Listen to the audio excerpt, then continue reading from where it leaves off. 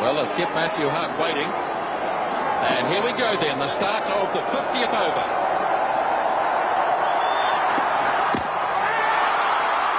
Clean through, Bowsy. And away goes Matthew Hart. And it'll be up to Richard de Gruen and Chris Pringle.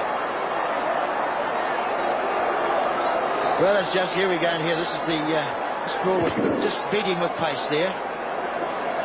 A little bit of a way swing, but beating with pace.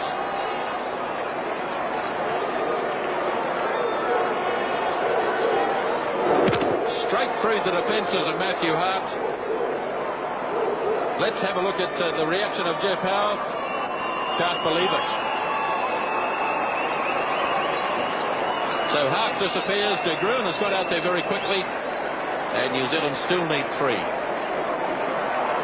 Well, Waqar Younis has 5 for 28. It's his day to... I've never seen Malik take so much time as he's done in this game to rearrange and adjust his field. And, of course, as we've said so often today, everyone's giving him advice. The wicketkeeper's even now pointing out that perhaps someone should be fielding somewhere else. And it's nice to get that advice, though. I mean, it's always difficult to have to do it on your own, but it can also be that you can get too much advice there. Well, the Pakistanis have got through their overs very quickly today, so they're well within their rights to take time now. They've got until 6 o'clock to finish this over. In fact, they could have started the over just before 6. So, fair enough. They're taking their time, even though the crowd's getting a little unsettled. That last delivery from Waqar Younis at 138 k's as quick as today, and poor old Matthew Hart was the one who copped it. Yes, well, as he said, he was just beaten by the pace of the ball. It's the ability that this man has to bowl that quicker ball. De Gruen gets that on board, they go for it. Overthrows.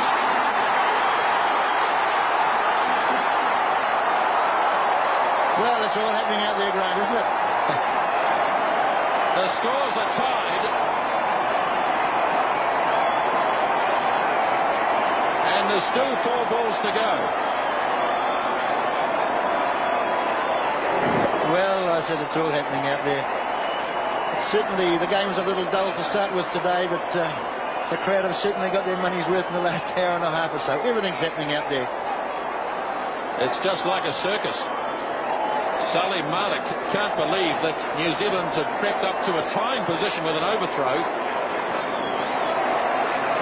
If the match is tied, that's what it is. It's tied.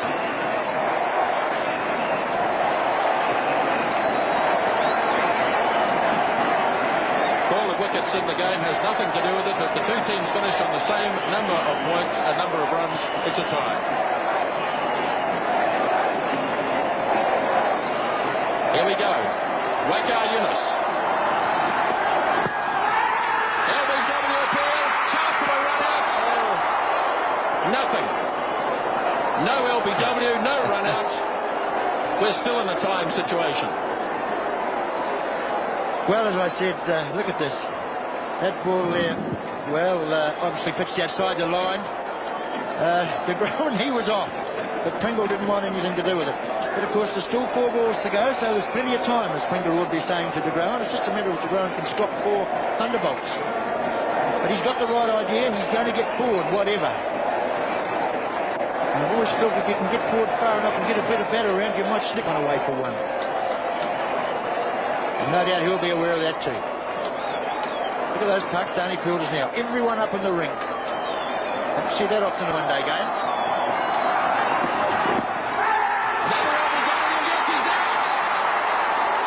He's got the LBW. The game is tied. Well, what can we say, Grant? Unbelievable finish here at Eden Park. The New Zealanders walk off, heads down. The Pakistanis know they've got out of jail. The match is tied. What an absolutely unbelievable finish to that match. The first time that New Zealand had ever tied a one-day international. Let's have a look at the New Zealand innings, the scorecard. A disastrous start for them. Young and Hartland going very cheaply, but then Ann Jones and Ken Rutherford revived the innings, a 50 partnership in 59 minutes. Shane Thompson, after being dropped early on, continued the runs after Cairns was run out for 39, but then the collapse. And as we know, the 2 wickets going down in the last over. And what about the bowling figures? And really, man of the match, absolutely without question, Waqar Younis, 6 wickets for 30 runs. In the space of 20 balls, Waqar had taken 4 wickets for the loss of 8 runs. It's the 4th time that he's taken 5 or more wickets against New Zealand, and they happen to be the best figures ever by anyone against New Zealand.